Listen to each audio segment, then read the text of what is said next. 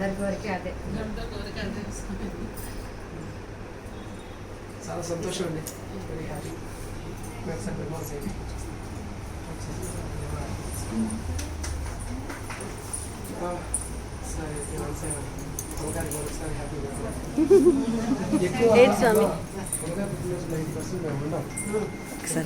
అందుకే ఈసారి కలిసి ఉండాలని ప్లాన్ చేశారు కదా. సార్ మళ్ళీ ఒకసారి చెప్పరా? అసలు ఎప్పుడు పుట్టినరోజు ఉండేది లేదు.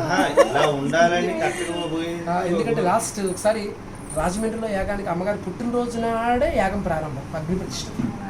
అలా అయింది. అంతే.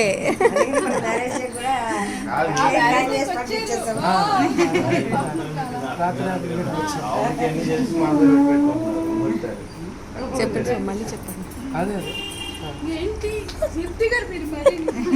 చెప్పండి స్వామి.